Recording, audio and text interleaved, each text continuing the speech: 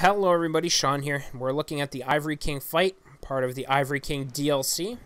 And before we even get to the fight, you must go through a army of Burnt Knights. Before we get to the Burnt Knights, we're going to go over how many friends I have. You can see jumping down this hole, I have 4 friends with me.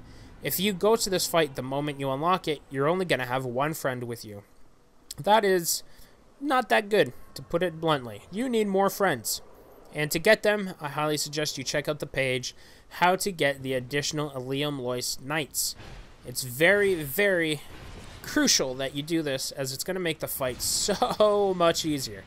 Why is that? Well, when you jump down here into the Old Chaos, you're going to see 3 portals. Out of those portals are going to spawn some bad guys. After you've killed a set amount of the bad guys, the king will spawn. During this, well, let's put it this way. As soon as you jump down, an invisible timer is going to also start ticking. About every 30 seconds, one of your friends, the Ilium Lois Knights, is going to buff himself, run over to a portal, and shut it down. He freezes it over. This is your primary goal. Getting to the king is almost a secondary goal. Your primary goal is shutting these portals down. If any portals are still active when the king spawns, then more of the Burnt Knights are going to spawn with him, making so the fight is no longer a 1v1, but a 2v1, a 3v1, etc., etc. So for this reason, we highly suggest you do this part of the fight very slowly. Kill the Burnt Knights slowly. There is no rush here, and in fact, the longer it takes you, the better it is for you.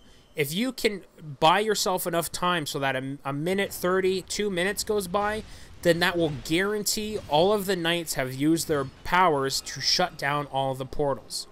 You can see here the second knight is buffing himself right now, and there he goes running off to shut down the second portal.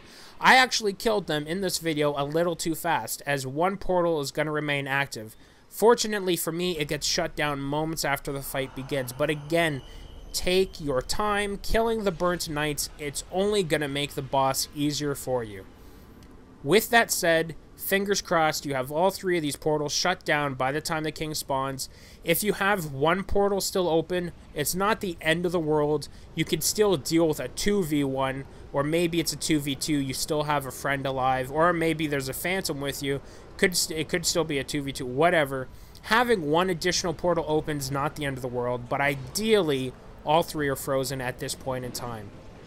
Once that's dealt with, the king's going to pop out, and what's the king all about? Well, he's primarily a melee damage dealer who will eventually buff his sword with magic, increasing its damage and its range. If you are a melee character, such as myself, you're going to want to make sure you're wearing high defensive items, and you're going to have either a shield that blocks magic damage, or you at least have gear on or a ring that increases your magic defense. In this case, I have my shield in case of absolute emergencies that blocks about 85% of magic damage and around 95% melee. And I also have the Dispelling Ring +1 on to help limit that magic damage just a little bit. For his attacks, they're pretty simple. They're mostly lunges and sword swipes. He has 2 of them you should be aware of. One where he plunges the sword in the ground and causes a large AoE crystalline ice explosion to erupt from the ground. It's easily dodged, has a really long wind-up animation, telegraphed, super obvious. Very, very easy. The second one is that attack right there you just saw. He's going to hold his sword at his side for about 2 seconds and then lunge towards you very quickly. If it hits you, he impales you, lifts you into the air, and then throws you around like a ragdoll. It is not a fun time. So make sure you dodge that. And much like any other boss using a melee weapon, the easiest way to dodge his attacks is to roll underneath of the blade so that you end up behind him. Rolling backwards or to the side is not going to be a guaranteed evasion, as he has very long reach. So even if you roll backwards, it might still hit you, and if you roll to the side, the tip of the sword might still hit you. If you roll underneath the attack and towards him, it's almost guaranteed you're going to be fine. He's not really weak to anything in particular that it seems. He's resistant to fire, which makes sense because he does live in chaos, which is a lot of lava. So he is resistant to fire. So just bring whatever weapon you want, pick your shots, and just hit him slowly, 1-2 attacks at a time, and you will eventually win. Again, wearing high defense and high magic defense is going to help you but it's really going to come down to rolling underneath of those attacks. And if you've managed to kill Sir alone or the Broom Knight, then you should be able to take down the Ivory King. But there you go. That's the Ivory King boss fight. I thank you for watching, and we'll see everyone next time.